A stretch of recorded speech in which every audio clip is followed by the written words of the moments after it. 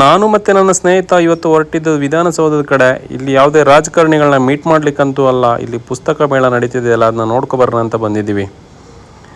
ನಾವು ನಾರ್ಮಲ್ ಆಗಿ ಅಂದರೆ ವಿಧಾನಸೌಧನ ಹೊರಗಡೆ ನೋಡಿಕೊಂಡು ಅಲ್ಲೇ ಫೋಟೋ ತೊಗೊಂಡು ಹೋಗ್ತಾ ಇದ್ದೀವಿ. ಇವತ್ತು ಒಂದು ಭಾಗ್ಯ ಸಿಕ್ಕಿದೆ ವಿಧಾನಸೌಧದ ಒಳಗಡೆ ಹೋಗ್ಬಿಟ್ಟು ನೋಡ್ಕೊಬರೋಕ್ಕೆ.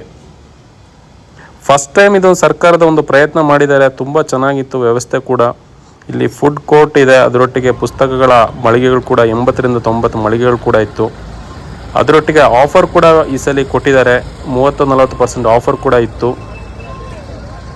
ಈ ಪ್ರಯತ್ನ ಇದೇ ಥರ ಮುಂದುವರಿಲಿ, ಮತ್ತು ವರ್ಷಕ್ಕೆ ಒಂದು 2 ಸಲ ಆದರೂ ಈ ಪುಸ್ತಕ ಮೇಳ ಇದ್ದರೆ ಒಳ್ಳೆಯದು ಅಂತ ನನ್ನ ಅಭಿಪ್ರಾಯ.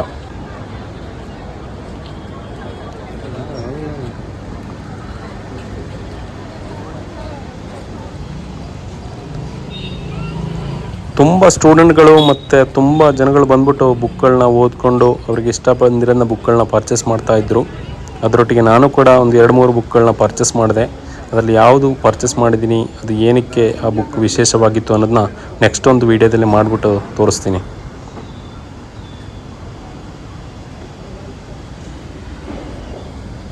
ಇದರೊಟ್ಟಿಗೆ ಐಷಾರಾಮಿ ಕಾರುಗಳು ಕೂಡ ಇತ್ತು, ಅದು ರಾಜಕಾರಣಿಗಳ ಕಾರುಗಳು ನೋಡ್ಕೊಬಂದ್ವಿ. ಅದರೊಟ್ಟಿಗೆ ಆಗಾಗ ರಾಜಕಾರಣಿಗಳು ಕೂಡ ಸಿಕ್ಕಿದ್ರು.